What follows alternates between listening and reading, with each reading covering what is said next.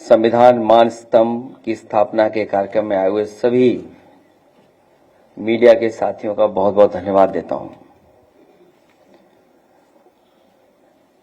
ये आज संविधान मान स्तंभ जो समाजवादी पार्टी में स्थापित किया गया है, हमारी समाजवादी पार्टी के जितने भी कार्यालय होंगे और महानगर के कार्यालय में भी इसी तरह का आयोजन समाजवादी पार्टी के कार्यकर्ता नेता मिलकर के करेंगे। और हमें उम्मीद है कि जिन बातों को लेकर के पीडीए और समाजवादी पार्टी का रास्ता है, उसी रास्ते पे चल करके समाजवादी पार्टी से और लोगों को जोड़ने का काम लगातार चलता रहेगा। समाजवादी पार्टी इकलौती पार्टी है जो हमारे संविधान में सिद्धांत के रूप में समाजवाद शब्द है, वो केवल इकलौती समाजवादी पार्टी में वो नाम आता है। जहां आज संविधान मान स्तंभ की स्थापना हो रही है, वहीं आज हम कारगिल विजय दिवस के तमाम हमारे वीर शहीदों को भी याद करते हैं। मैं उनको भी नमन करता हूं। मैं सभी लोगों का बहुत बहुत धन्यवाद देता हूं।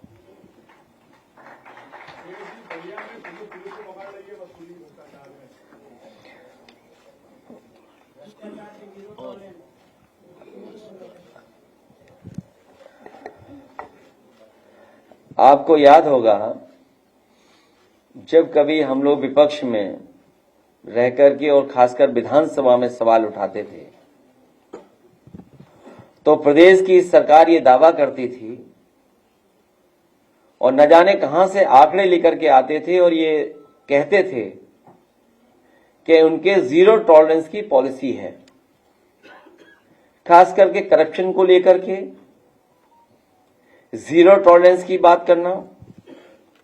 लॉ एंड ऑर्डर के सवाल पर सरकार ने तमाम बार दावा किया है, न केवल खुद कहा बल्कि संस्थाएं लगाई अपने नैरेटिव को, परसेप्शन को बदलने के लिए। और जीरो टॉलरेंस की पॉलिसी पे सरकार लगातार दावा करती रही है। और जिस तरीके से लगातार हम लोग सुन रहे हैं सरकार के विधायक क्या कह रहे हैं, उनके ही अपने नेता ये कह रहे हैं कि उन्होंने जीवन काल में, उन्होंने अपने पूरे राजनीतिक जीवन काल में ऐसा भ्रष्टाचार नहीं देखा होगा जो इस सरकार में चल रहा है। और एक बार इसी प्रेस कॉन्फ्रेंस में जब हम और आप लोग बैठे थे, तो जो प्रेस में छपा था उसी का जिक्र करके मैंने कहा था कि मुख्यमंत्री खुद स्वीकार कर रहे हैं कि कई विभागों में बड़े पैमाने पर दलाली चल रही है। और ये जब बात कही गई थी तो आप जानते होंगे पलट करके क्या बात रखी गई थी। और आज जो हमारे साथी ये सवाल उठा रहे हैं बलिया का लेकर के, आपको जानकारी होगी कि समाजवादी पार्टी के विधायक संग्राम सिंह, उन्होंने विधानसभा में इस बात को रखा था। तो ये एक जगह के भ्रष्टाचार का तो खुलासा हुआ है। उत्तर प्रदेश के न जाने किस किस कोने में कितने बड़े पैमाने पर भ्रष्टाचार चल रहा है। और जो लोग ये होर्डिंग भी पढ़ेंगे या जो हेडलाइन अखबारों में छपी है, बड़ी मुश्किल से ऐसी हेडलाइन अखबारों में मिलती है, पुलिस ही डाकू, बड़ी मुश्किल से अखबारों की हेडलाइन ये मिलती है, पुलिस ही डाकू हर दिन 15 लाख वसूल रही है। सोचिए आप, अगर अखबार ये मजबूरी में लिख रहा है कि वो परेशान होकर के लिख रहा है, और मुझे ऐसा लग रहा है कि हमारे अखबार के लोग भी अब अपनी जिम्मेदारी निभाने लगे हैं और बहुत जल्दी खुल करके जिम्मेदारी निभाएंगे। हम इसके लिए भी अपने लोगों को, आज जब संविधान मान स्तंभ की स्थापना कर रहे हैं, तो अपने पत्रकार साथियों को इस बात के लिए भी बधाई देते हैं। तो ये एक सड़क, एक जिले का भ्रष्टाचार जो दिखाई दे रहा है, पुलिस को पकड़ रही है। प्रधान सांसद जी के क्षेत्र में पता करिए क्या रहा। क्या ये बात नहीं निकली कि पुलिस क्या कर रही थी? वसूली। और ये जो एनकाउंटर का जो डर दिखाते हैं, हमने और आपने कई बार सोशल मीडिया पे वो वीडियोस देखे हैं जहां पर पुलिस रेट तय कर रही थी कि टांग पे गोली मारी जाएगी तो इतना पैसा देना पड़ेगा। और फिर हम लोगों ने वो भी देखा कि जब बंदूक नहीं चली तो पुलिस ने एनकाउंटर के लिए अपने मुंह से ही ठाए ठाए ठाए कह दिया था, याद होगा आपको। क्या आपने हमने नहीं देखा, सुना? और मुझे याद है नोएडा का पहला फेक इनकाउंटर हुआ था। एक इंस्पेक्टर जिम का जो लौट रहा था, पुलिस ने उस पे गोली चलाई थी। वो आज विकलांग है, वो चल नहीं सकता। अगर सरकार उसी समय न्याय दे देती जब हम लोगों ने सवाल उठाया था, तो आज ये उत्तर प्रदेश की स्थिति नहीं बनती। और ये एक घटना नहीं है करप्शन की, हमने आपने लाइव देखी है चीजें। और ये झांसी के हमारे जिलाध्यक्ष बैठे हैं यहां पर, एक नौजवान, कुछ पैसे को लेन देन था पुलिस इंस्पेक्टर के साथ। वो रात में उसको पकड़ करके लेकर के उसकी हत्या की थी, इनकाउंटर किया था उसका फर्जी। एफआईआर नहीं लिखी जा रही थी, कोर्ट ने एफआईआर लिखी। और अखबारों के माध्यम से मैंने पढ़ा था, उसकी परिवार के सदस्यों ने, खासकर उसकी पत्नी ने कहा था कि अगर मुझे न्याय नहीं मिला तो मैं आत्महत्या कर लूंगी। दुख है इस बात का कि उस परिवार को ये सरकार न्याय नहीं दिला पाई, उसकी पत्नी ने आत्महत्या की। मैं कितनी कहानी बताऊं आपको। लखनऊ में भी एक हत्या हुई है, सरनेनगर इलाके में। कौन बचा रहा है सोचो आप। सरकार में बैठे लोग, खासम खास लोग जिनके पास पैसा है, जिनके पास संपर्क है, उस हत्या का खुलासा नहीं होने दे रहे हैं। और जो दोषी हैं उनको नहीं पकड़ने दे रहे हैं। वो लोग बीजेपी के लोग हैं शामिल। मेरे में पूरी फाइल है कि जहां बीजेपी के लोग ही कानून व्यवस्था को बिगाड़ रहे हैं। तो कितनी कहानी बताऊं, ये तो कुछ जगह की कहानी है। और आप याद कीजिए आईपीएस कितने दिन फरार रहा। कानपुर में जो दंगा हुआ था, मैं आपके सामने कह रहा हूं, कभी न कभी जांच होगी, उसकी दोबारा जांच होगी। वहां पर पुलिस ने जिस तरीके से पैसा वसूला है लोगों पर, और खासकर मुसलमान भाइयों से पैसा लिया है, झूठे मुकदमे लगा कर, डर दिखा करके।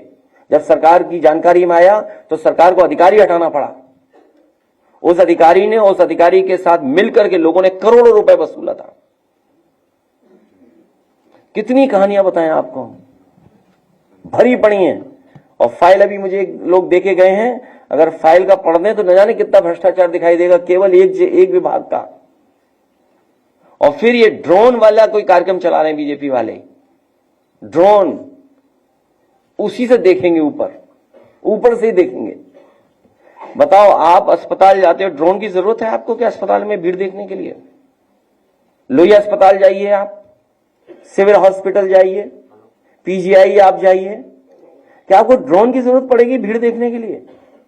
आप किसी रेलवे स्टेशन पे चले जाओ, आपको जरूरत पड़ेगी ड्रोन की भीड़ के लिए, देखने के लिए? तो 10 साल रह करके इन्होंने हर व्यवस्था को खराब किया है। हर व्यवस्था, हर विभाग बर्बाद कर दिया। ये दावा करते थे कि मेडिकल कॉलेज बना रहे हैं, भले 13 मेडिकल कॉलेज नहीं बन पाए, जिनको एनएमसी ने मान्यता नहीं दी। कहीं मान्यता मिली है 13 मेडिकल कॉलेजों को? और जो मेडिकल कॉलेज हैं उनकी स्थिति क्या है?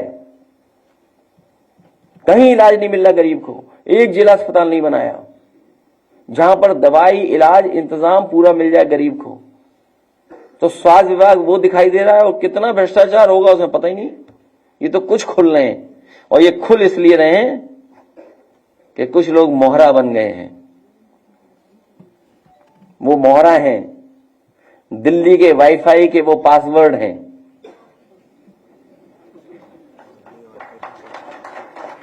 ये नई तरह की टेक्नोलॉजी, तो टेक्नोलॉजी के हिसाब से बोलना पड़ रहा है। आप समझ गए हो कौन मोहरा है? सुनने में आया कि मौर्य जी मोहरा है।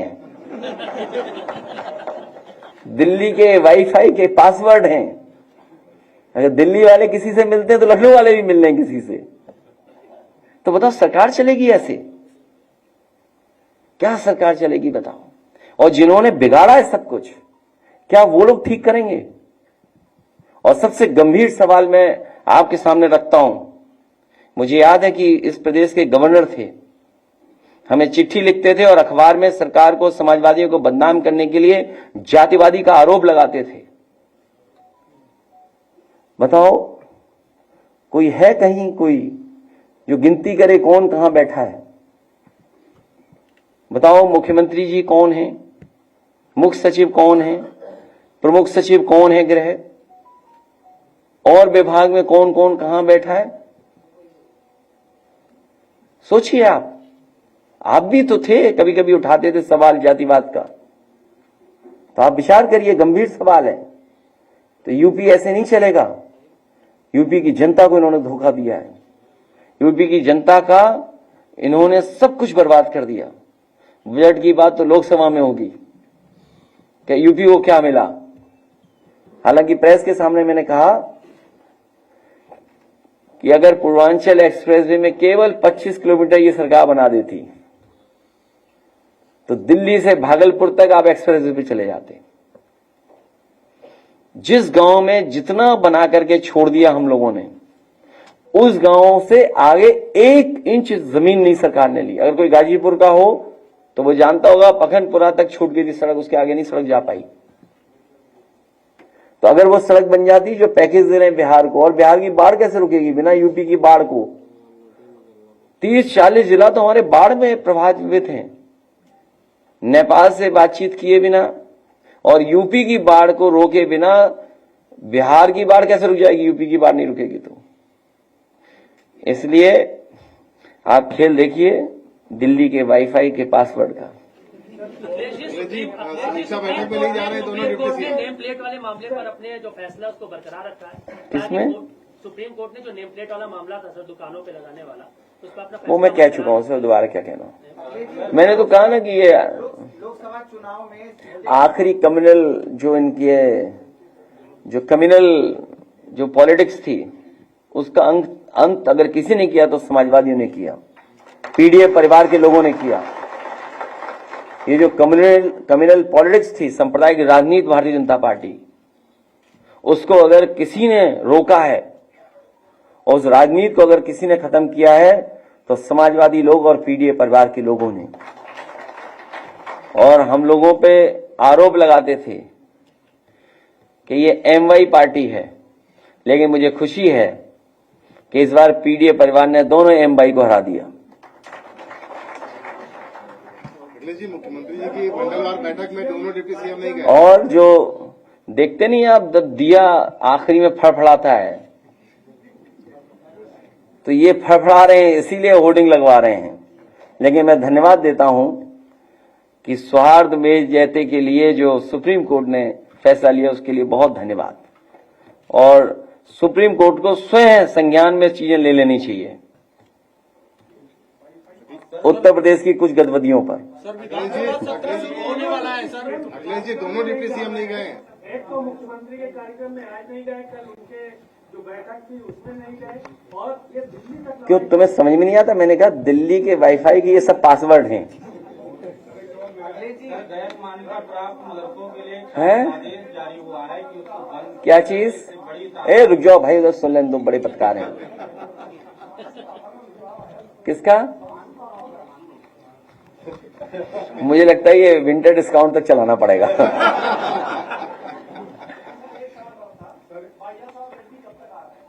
कहां? छोड़िए इन बातों, क्या रखा है। देखिए, समाजवादियों का सिद्धांत हमेशा रहा है कि जहां अन्याय होगा उसके साथ खड़े होंगे। अगर उन्होंने ये बुलाया और कहा कि बड़े पैमाने पे उनके कार्यकर्ताओं की जान ली गई है, और यूपी की तरह बुलडोजर वहां चल रहा है, तो इस बुलडोजर संस्कृति के खिलाफ हैं। जो कोर्ट है, हमारी संस्थाएं हैं, उन पे हमें अंततः तो भरोसा करना ही पड़ेगा।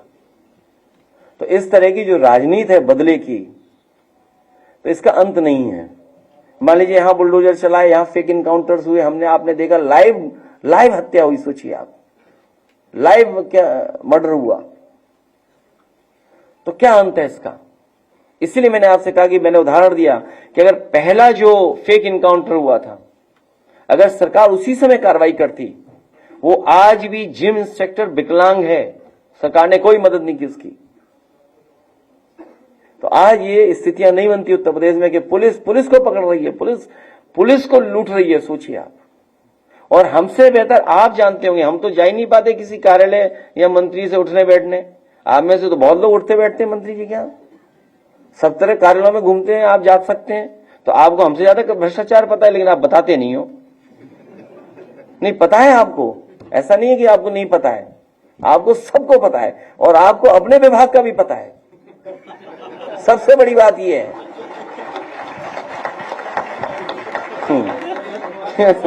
अगर ये बात गलत हो तो बताओ मुझे। नहीं, आप ही लोग कोई बता रहा था ना, इसलिए मैं बता। क्या हो गया संतोष जी?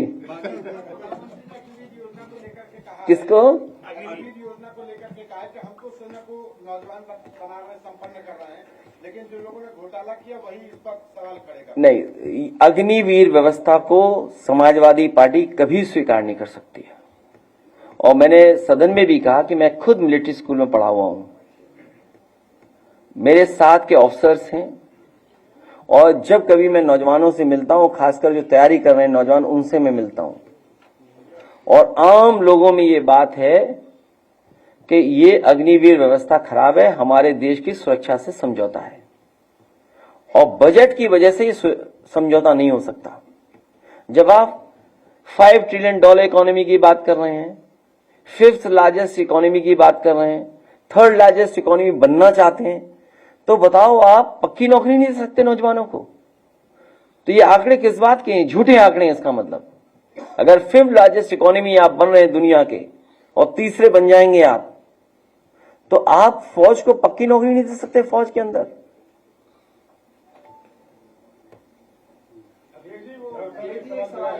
लोकसभा चुनाव के बाद जिस तरह से बीजेपी की सीट कम हुए हैं, तब उनको जो है लगा कि भ्रष्टाचार के जीरो टॉलरेंस को स्टार्ट करना चाहिए। क्या ऐसा लगता है क्या? मेरे से ज्यादा आप जानते हो कितने परेशान है भाजपा के लोग, उन्हें समझ में नहीं आ रहा कि क्या मुद्दा उठाएं। शासन आदेश जारी हुआ है कि गैर मान्यता प्राप्त मदरसों को बंद किया जाएगा, इससे लाखों बच्चे प्रभावित हो रहे हैं। गांव में जो मकतब था वो बंद किया जा रहा है, और मदरसों से हिंदू बच्चों को निकालने का भी शासन आदेश जारी हुआ है। मदरसों में पढ़ाई अच्छी हो, और अपने जो उनका बोर्ड है उसके हिसाब से जो उनकी व्यवस्था थी, उस पे सरकार को बहुत ज्यादा हस्तक्षेप नहीं करना चाहिए। और सरकार इसलिए हस्तक्षेप कर रही है मदरसों पे क्योंकि उन्हें बोर्ड का और परसेप्शन बनाना है। समाजवादी लोग आएंगे तो मदरसों को मॉडर्नाइज करने का काम और उनको सुविधा देने का काम होगा पढ़ाई को लेकर के।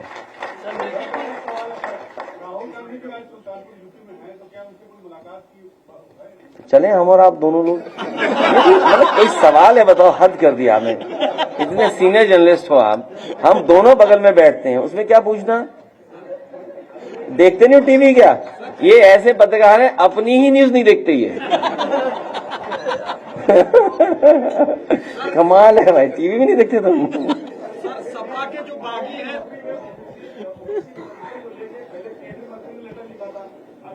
देखिए ये जो नए, इसीलिए जरूरी था ये संविधान मान स्तंभ, क्योंकि ये हमें, जो हमारे पिछड़े लोग हैं जिनको अधिकार नहीं मिल रहा है, या जो गैर बराबरी की लड़ाई है, जो संपन्न बनाने का आंदोलन रहा, तो ये गैर बराबरी बढ़ रही है और संपन्न लोग नहीं हो पा रहे हैं, तो उस लड़ाई को और मजबूत बनाना है हम लोगों को। वो इसलिए लिख रहे हैं कि वो दोनों पाले में रहना चाहते हैं कि यहां भी बदनाम न हो, ये भी बात चलती रहे। और आरक्षण की जो मूल भावना थी उससे खिलवाड़ हुई है। मूल भावना से अब कंपटीशन खत्म कर दिया इस बीजेपी ने कंपटीशन खत्म कर दिया, सबको अपनी जगह बांध दिया। इसीलिए जाति जनगणना हो और आबादी के हिसाब से नौकरी मिले, उसके लिए समाजवादी लोग काम करते रहेंगे और लड़ते रहेंगे। ये कोई छोटी लड़ाई नहीं है, बहुत लंबी लड़ाई है। क्योंकि मूल भावना से खिलवाड़ इसलिए हो रही है कि जो पिछड़े, दलित, वंचित, शोषित और जिसके लिए हमारे तमाम लोगों ने संघर्ष किया, बाबा साहब भीमराव अंबेडकर जी ने संविधान में व्यवस्था बनाई, ज्योतिबा फूले और साहूजी महाराज के बारे में आज जब हम लोग कह रहे हैं, बात याद कर रहे हैं, 26 जुलाई कब आरक्षण की व्यवस्था लागू हो रही थी? सोचिए, उस समय से लड़ाई चल रही है। तो ये जो हमारी मूल भावना से खिलवाड़ करने का काम बीजेपी के लोग कर रहे हैं। कभी भी बीजेपी पिछड़े, दलित, पीड़ित परिवार को हक सम्मान नहीं दे सकती। अखिलेश जी, मिल्कीपुर जीतने के लिए बीजेपी फोकस है, 4 मंत्रियों को लगाया गया, जिम्मेदारी दी गई है। जनता मिल्कीपुर से ने बहुत अच्छी तरह हराएगी। जो बागी विधायक थे, जो कार्रवाई की जाए, क्या की जाए? हम तो चाहते हैं कि जो बॉडी है, जो हमारी संस्था है, न्याय देगी हमें। विधानसभा से हमें न्याय मिलेगा। जो हमारी विधानसभा है वो न्याय देगी कि ऐसे लोग जिन्होंने समाजवादियों को धोखा दिया उनकी संस्था खत्म करे। उसके लिए बाकायदा लिख करके देंगे। अब ये नहीं बताया जाएगा कानून ये नहीं, कानून ये नहीं। आपने सबने देखा बीजेपी की मदद की उन्होंने? नहीं की। बताओ, आप लोग बताइए, कैमरे पे हैं सब हमारे खिलाफ बोलते थे। हैं? नहीं, वो सब खिलाफ है, बीजेपी में चलेंगे वो सब। हैं? किसको? तो ये लोकतंत्र में बेईमानी है। ये तो कह रहे हैं संविधान की धज्जियां उड़ा रहे हैं लोग। मतलब बेईमानों को बनाएंगे उपाध्यक्ष, बताइए आप। सर, मीरापुर सीट को लेकर के आरएलडी कह रही हूँ, कभी समाजवादी पार्टी की सीट थी ही नहीं और अब मीरापुर की सीट जो है आरएलडी जीत के जाएगी। इस पे आप क्या कहना चाहेंगे? ये कौन दल क्या कह रहा है? छोड़िए इन बातों, कुछ नहीं है। 1902 में हाँ? मुख्य मुद्दे वही हैं जो लोकसभा में आपको दिखाई दे रहे हैं। अध्यक्ष जी, इसलिए एक बार फिर पिछड़ों को 1902 में 50% आरक्षण मिला था। अभी कब तक पिछड़ों को उनका पूरा हिस्सा मिलेगा आजादी के बाद? मैंने अपने पत्रकार साथियों से भी कहा कि जो आरक्षण की मूल भावना थी उससे खिलवाड़ भारतीय जनता पार्टी कर रही है और वो लगातार इस प्रयास में रहती है कि आरक्षण न देना पड़े उन्हें। और अभी सुनने में आ रहा है कि कुछ जगह जिस तरीके से पहले चुनाव में इन्होंने किया कि कौन अधिकारी कहां पोस्ट होगा, कौन कहां रहेगा, पुलिस का कर्मचारी कौन रहेगा, पुलिस का सिपाही कौन रहेगा, वो तैयारी कर रहे हैं। और ये तभी संभव हो रहा है क्योंकि उन्होंने आरक्षण के साथ खिलवाड़ की है। बड़ी लड़ाई है कि जाति जनगणना हो और आबादी के हिसाब से सबको हक सम्मान मिले।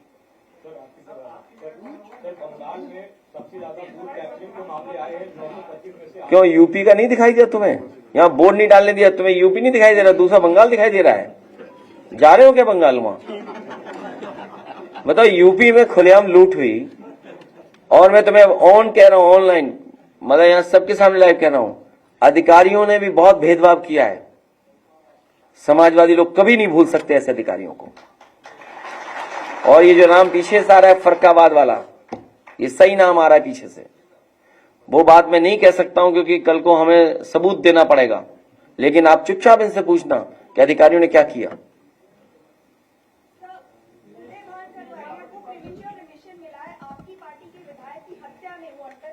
इसके लिए कानूनी लड़ाई लड़नी चाहिए और इसीलिए हम कहते आए हैं और बहुत से लोग जानते हैं कि संविधान और कानून की धज्जियां बीजेपी उड़ाती है। इसमें जो भी कानूनी पक्ष होगा उनके परिवार के लोग उस पर विचार करेंगे। कोई सुझाव राय हो तो चुपचाप भेज दो। हमारे आशु मलिक जी पार्टी के लिए बहुत काम कर रहे हैं, गाना बनाने का। तो एक हमारे बहुत ही जिन्होंने हमेशा पार्टी के लिए गाना गाया, मैं कहूंगा आप लोग एक बार वो सुनिए गीत उनके पार्टी का। पल्लवी पटेल जी मुख्यमंत्री से मिल रही हैं लगातार। अच्छा, मुख्यमंत्री से आप मिलाओ, हम मिलाए, कौन मिलाए? सब जाए मिलने जाओ, क्या मिलेगा वहां? मिलेगा क्या ये बताओ? कोई सदस्य बना देंगे वो? हैं? बस ये सदस्यता बचा लो हमारी। चलो उन्हें छोड़ दिया, नहीं माने, पीडीए की परिवार की है तो सदस्यता ना ली जाए उनकी। ये काम मुख्यमंत्री नहीं कर सकते, ये हम ही कर सकते हैं। ये काम मुख्यमंत्री नहीं कर सकते। पीडीए परिवार की आधी आबादी है तो आधी आबादी के खिलाफ हम लोग कार्रवाई नहीं करेंगे।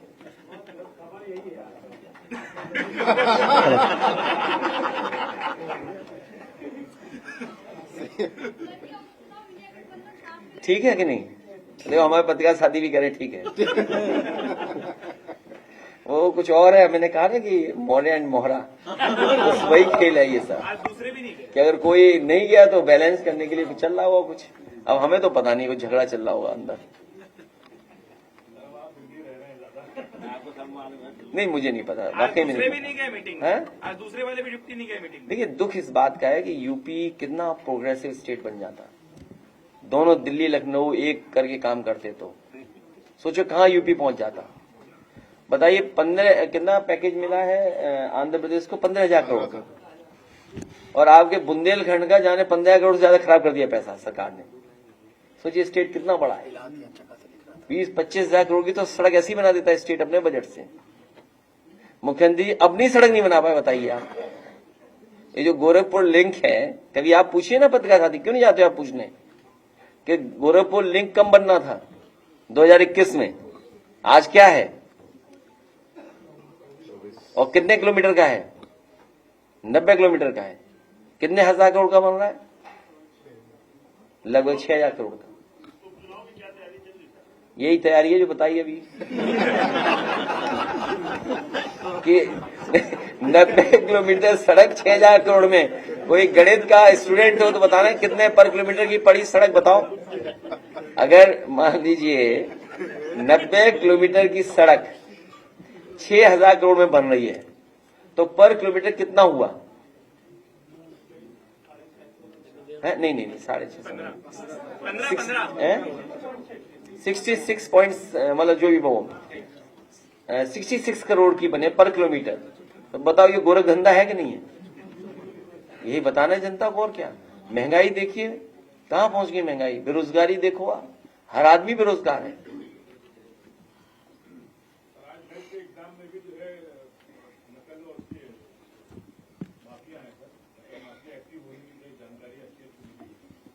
अब वो एसटीएफ जाने और पुलिस जाने।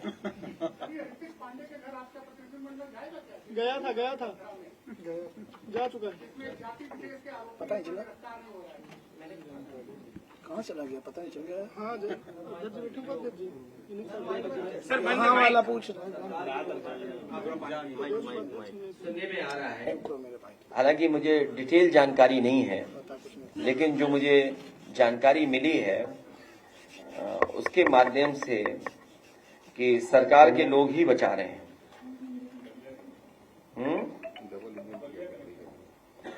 नहीं, बलिया नहीं है, लखनऊ सरोजनी नगर कनेक्शन है। नहीं वो पता है आपको भी। चल मेरा माइक नीचे। एक मिनट, आदित्य भाई में किसी भी अपराधी को कोई भी कार्रवाई नहीं है, ठीक बात है। यही कनेक्शन यहीं कहीं होगा लखनऊ में, दूर नहीं है कनेक्शन। चलाइए इसको, चलाइए। कभी नहीं चलेगा, वो चाबी खो गई होगी उसकी। हेलो। जब बीजेपी के लोग अन्याय करते हैं तो चाबी खो जाती है। सर, फूल मंडी पर कल जिस तरीके से बुलडोजर चला उस पर क्या करेंगे आप? हालांकि मैंने खबर ये पढ़ी थी कि लीज पे दी गई थी दुकानें। उप मुख्यमंत्री अगर लीज पे दी गई तो ये आपसी उनका अपना है, और एक ने प्रशासन पे दबाव बना लिया होगा, प्रशासन के साथ खड़ा हो गया तो मंडी चली गई। जो अब्बानगर पे जो बुलडोजर पूरा चला है उसके बाद वहाँ पे उन्होंने दूसरे लोग मना कर दिया, ट्वीट भी डिलीट हो गया। देखिए पॉलिटिकल है सब, उसमें पॉलिटिकल है।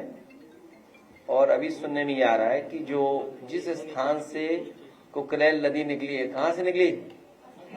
हाँ, अस्ती गांव से, तो वहां तक बुलडोजर चलने जा रहा है।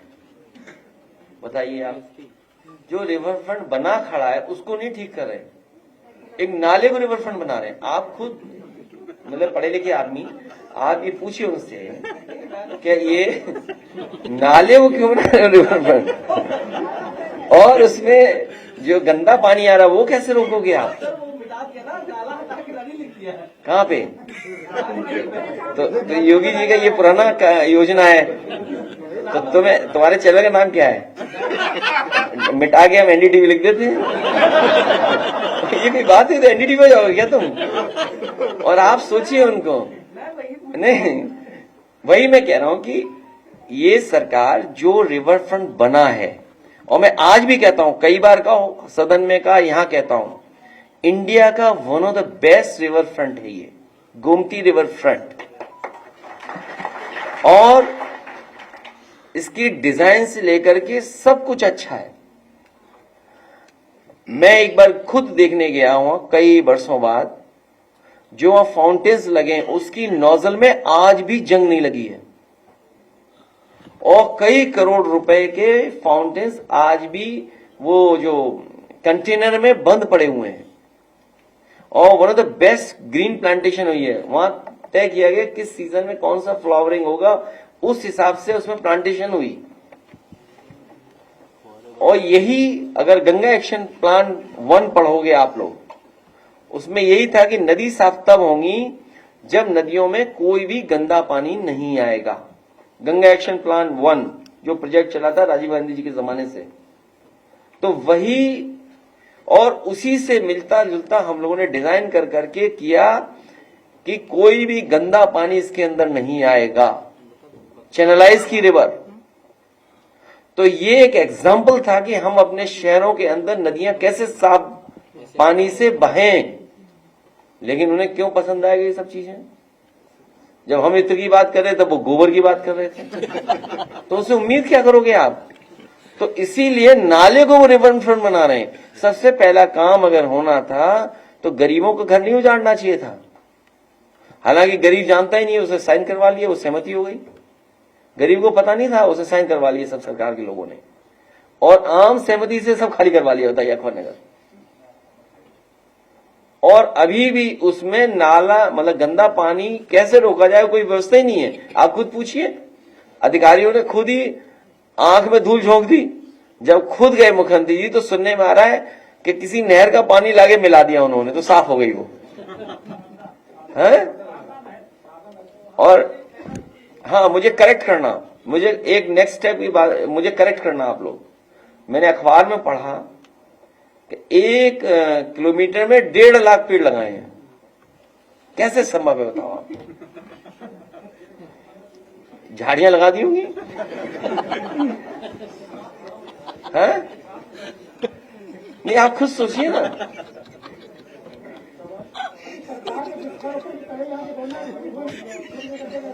हैदर करनाल के तकरीबन 5 लाख परिवार। क्यों याद दिला रहे हो यार? कहीं सरकार को पता लग गया तुम्हारा सुझाव तो बेचारे गरीबों को उजाड़ दिए जाएंगे। क्यों तुम ऐसी बातें करते हो भाई? सुझाव नहीं नहीं, हैदर कैनाल पे क्यों सरकार को बता रहे हो रिवर फ्रंट बना दो? कितने गरीब चले जाएंगे उसमें। नहीं, ऐसा मत करो। तो क्यों ऐसा तुम याद दिला रहे हो? क्यों तुम दुश्मन हो गया जनता के, गरीब के? क्यों याद दिला रहे हो तुम? अच्छा, कहीं हैदर कैनाल में कुछ नहीं हो रहा, ये बेमतलब याद दिला रहे हैं? कहीं प्रोजेक्ट बन रहा है? क्या चीज? अरे अधिकारी लोग नोटिस ले देते तो पैसा वसूल लें, वो ये मेरी जानकारी में नहीं, मेरी जानकारी में नहीं। हैदर कैनाल तो बहुत लोग गरीब चले जाएंगे हैदर कैनाल में, नहीं बहुत गरीब लोग होंगे।